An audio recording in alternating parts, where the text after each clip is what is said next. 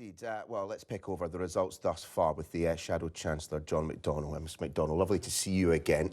That, to me, in fact, I can see it, that is a Liverpool FC tie, isn't it? Who performed, well, headed to Rome with high expectations. Yeah. They still won, but it was a lot closer than it should have been. I'm wondering if there are any parallels between the Labour Party performance tonight and Liverpool's last. That's a great one. Thank you. But the manager, Jurgen Klopp, made it clear at the beginning that it was always going to be close. It was all the hype about wipeouts of Roma was never going to happen. And that's exactly what we're seeing today. All the hype in the media about, Labour's gains on certain boroughs and all the rest of it was never going to be the case. But what we were looking for is steady progress. Come on, I mean, we were just hearing from Tom Rayner there in Barnet. Two seats were required for that, and we were hearing from, admittedly, from both sides, from the Conservatives and from Labour, that it's too close to call. Yeah. But it shouldn't be too close to call, is my assumption. I don't think any of these seats are easy. I don't think any are. If you look across London, we're at an all-time high from 2014. That's the first thing. The second thing, there will be local factors, and you've seen that in Barnet as well, in different wards, in different ways as well. So all of these were too close to call in many instances.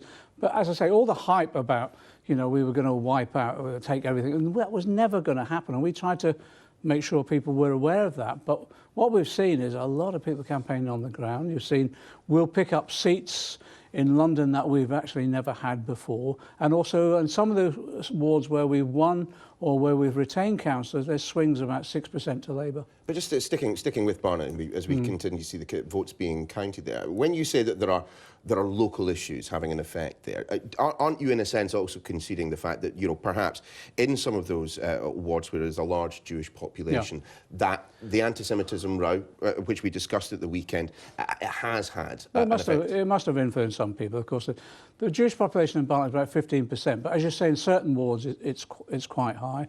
If you look at the opinion polls in terms of the Jewish vote overall, usually it's about 60-65% of the Conservatives, around about 25% to us or something like that. It may well have been affected up in Barnet, and we'll look at that, but I'm hoping we can turn that all round. And in our discussions with the Board of Deputies, Jewish Leadership Council, we've got our next meeting in July. We'll demonstrate the progress we've made, and we can convince people, I think, we've taken the issue seriously. I wonder, on the basis of what we've seen this evening, whether part of the problem that Labour is having in its battle with the Conservatives is the fact that the Lib Dem vote is up in those Remain voting areas. Is that in some areas, Richmond is a traditional Lib Dem area. It looks as though the Lib Dem vote is up in their traditional areas. I don't think it's had much of an impact anywhere else, but we'll see the analysis. My view at the moment is the biggest factor is actually outside of London, in some parts of London, where the UKIP vote is collapsed. And on the distribution, if it's anything like the general election, 2/3 go to the Tories, about 1/3 at best comes to us. And we're seeing that reflected across the country.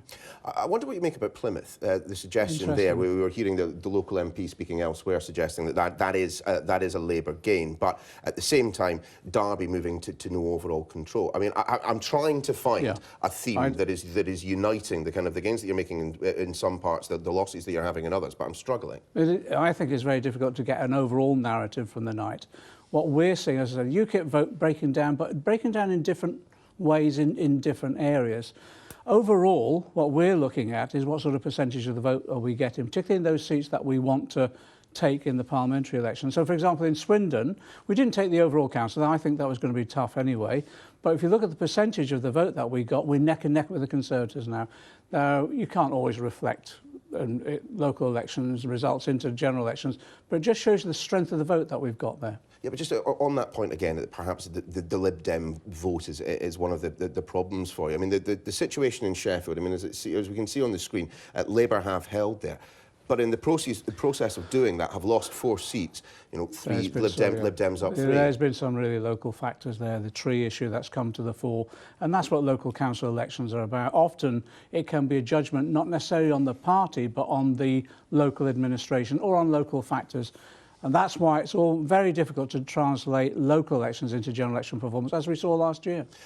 Sadiq Khan was on with us just a little bit earlier, and he suggested that, Labour, what they need to do this set of local elections is perform in all parts, in all places. I mean, that's not happening, though, is it? I mean, it does return to, kind of the traditional Labour dominance in the city's metropolitan Not necessarily, no. Again, there's mixed results. That's why it's difficult to get an overall narrative. In Trafford, yes, it's a Greater Manchester. no overall control, but Labour is now the largest party. So there isn't a single Conservative-controlled council in Greater Manchester. You look at South, we're picking up seats in Southport, which I don't think we've ever had. Thurrock, we've picked up seats, so parts of Essex as well. So there's a real mixture of results, but we're gaining ground and consolidating. I just want to focus just for a moment on Dudley, and of course that was one place where I don't know if you went, but Jeremy Corbyn certainly went a few times. I mean, we were hearing from the Dudley South MP Mike Wood, I'm sure you know, suggesting that he wished that Jeremy Corbyn had visited a few more wards because they seemed to do pretty well in the places that he'd touched. Oh, that's rubbish. Dudley was swung against, we had a swing against us in Dudley in the general election. And remember, for a period, it was Tory controlled with UKIP support. So again, that's the breakdown of the UKIP vote. But of course, from this election, I think we're making steady progress. I think we're laying foundations for the parliamentary election whenever it comes. But in areas like that, the smaller towns, the coastal towns and elsewhere, of course we're going to be learning lessons and listening to people, and we'll consolidate those positions with our campaigning. Do you think you'll hold Derby? I think Derby's always been it's one of our defensive ones. It's always been swinging. It's difficult to see. As you say, it is difficult down to to see individual wards in some instances. But that is the thing. Now, you have campaigned at the ultra-local level, the local level, the national level. What are the defining issues at this election then? I mean, Brexit, we heard from our panel a little bit earlier that not necessarily Brexit is as defining, as totemic a political issue as, people like you and I might think. I think one of the key issues, as in the general election, and I think that's why these results are reflecting what happened in the general election, is about austerity and the basic fabric of our communities being broken down as a result of the cuts from central government. And I think, and Conservative councillors have said exactly the same, that transfer of cuts from central government onto local government.